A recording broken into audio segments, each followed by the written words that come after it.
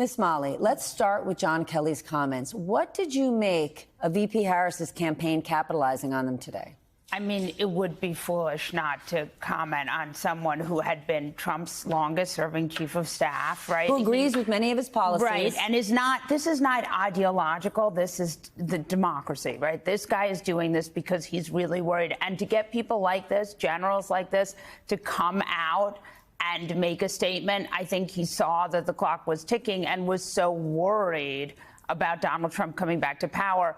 It's really meaningful. And look, the message is that this is not a normal election, right?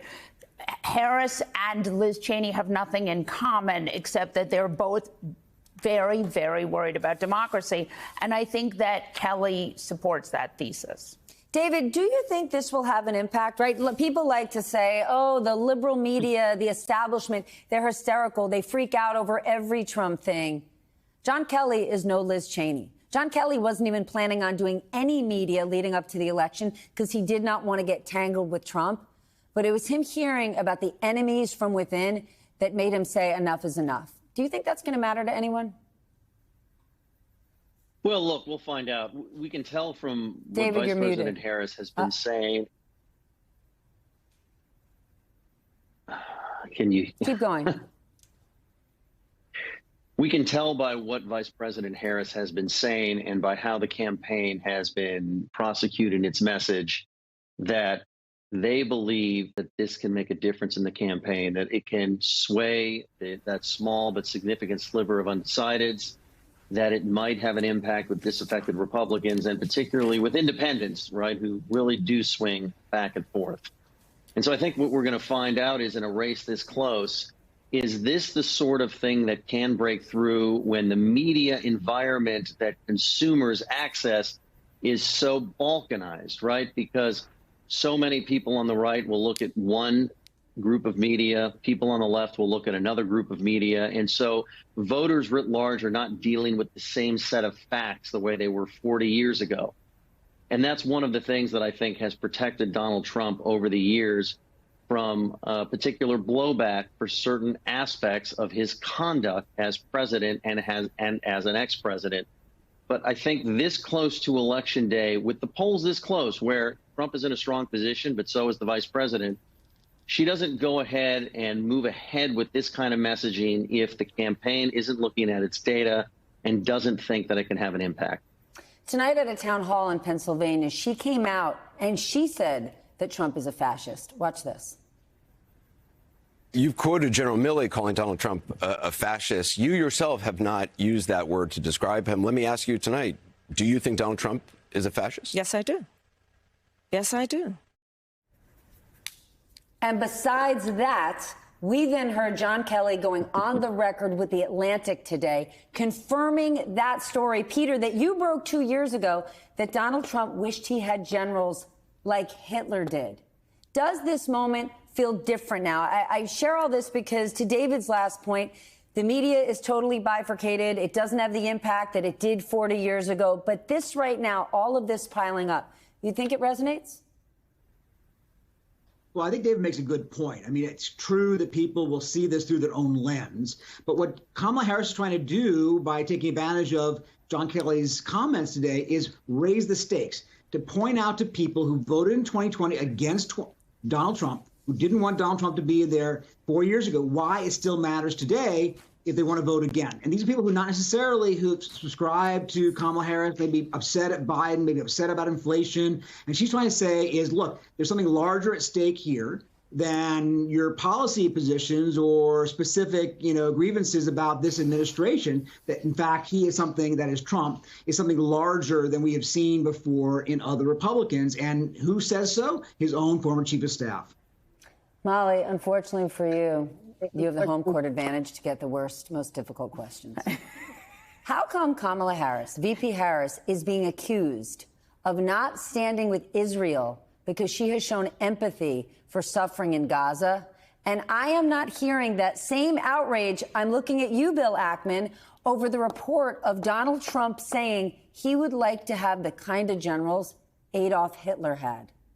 This is the hardest question. Yes, it is. Yes, I saw it come up on the prompter, and I was like, no. Yeah. No, look, as a Jew myself, who cares deeply about both suffering in Palestine and also the state of Israel, I think you can have two different opinions at the same time. But why doesn't the same people that I heard going, how could she possibly, blah, blah, blah, I don't hear any of them talking about generals like Hitler? Yeah, a lot of these Republicans, like Bill Ackman, who have gone on the Trump train, seem not to be bothered by the fact that he keeps bringing up Hitler as the sort of how he wants his generals to behave. It's baffling. It is disturbing. And honestly, for myself, it is disqualifying. David, Harris is planning to deliver her closing argument in D.C. on Tuesday at the very same spot where Donald Trump spoke before the riot. The focus is going to be turning the page on Trump and choosing a new way forward. Is that the best argument? And I'm thinking not just for her base, but for lots of Republicans, classic Republicans who are exhausted by Donald Trump, who will say, I don't know, I could take her for a few years. Can we just find a new Republican in 4? Look, I expect that a speech like this is going to make a number of points and cover a range of topics, right? So it's going to make an argument against Trump from the Harris position. And also, as we saw from the CNN town hall tonight, she's going to most likely discuss several points of her economic agenda. I'll be interested to see if she gets detailed in foreign policy. But in the closing days of a campaign, when the number of undecideds are small, and you're looking for, those low propensity people that don't vote that often on your side. And clearly what we saw from Harris tonight was somebody who's reaching out to undecideds and swing voters. So much discussion of how pragmatic she'll be, how she'll reach across the aisle. A lot of, common sense we heard from her over and over again was going to be the basis for the decision she would make. I think what you're looking for from an event like this is a lot of media coverage, a big spectacle, so it can reach across the typical partisan divide, across media divides, and really command media attention. And if you're lucky, you put your opponent on defense. It's the sort of thing Donald Trump's doing with that Madison Square Garden appearance this coming weekend. And so Harris is looking to one-up him and set the tone for the final week of the campaign. She's got to deliver it, but it's the sort of event, I think, in this era that makes a lot of sense. When you're looking at the reach that you try and get and the media that you try to command with something like this. Yeah, I don't know if she's going to talk about foreign policy. Perhaps Donald Trump will. He'll talk about the foreign policy he did today in Georgia, the wars he kept us from having while he was president with France. Molly, regardless of the outcome, you are pointing out that VP Harris and her campaign are not repeating the same mistakes of 2016. Explain why. So I actually got the idea for this piece because I was texting with a swing state congressman who was saying, if we wanted to come out there, and he said, we keep having to change our plan so much because she keeps coming to the state. And I thought about how different it was than 2016. You were like, that wasn't August 2016. Right. No, and he said to me, it's just completely different than what it was like in 2016, where we couldn't get the candidate to the state. And so, look, none of us know what's going to happen, but we do see Harris. She keeps going back to Pennsylvania. She keeps going back to Wisconsin. She keeps going back to Michigan, or sending really effective surrogates like Obama, like Clinton. And so there really is, and look, we don't know what's going to happen, but she really is, if you look at the number of times Hillary Clinton in 2016 were in these states, and it was really a small number. And she was in Florida many more times than she was in Wisconsin or Michigan. And it just wasn't targeted the same way. So I do think that was a stark contrast. Peter, let's talk about young male voters. We know that VP Harris is still struggling with this group. This group has traditionally very low voter turnout. President Obama has been working on it. Should it be such a concern for her, given that this group doesn't vote that much, right? I listened to Trump's town hall with the crypto bro. I watched his interview with Theo Vaughn. And unlike Taylor Swift events, where at the end she says, and here's how you register to vote, I don't see the same from that sort of young male universe that's in the Trump camp.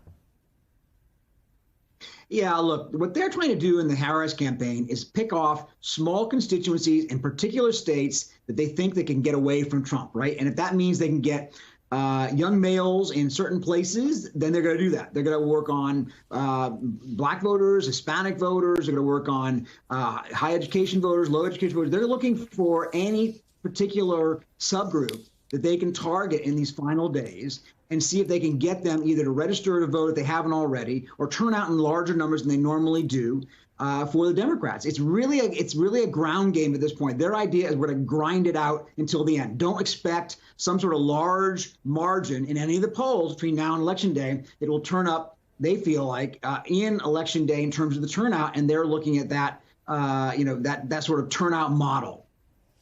David, what is your take? Trump may be having success gaining affection from some of the young, bro types out there, but are they mobilizing those young men, getting them registered to vote? Because it's not just about thinking you're cool.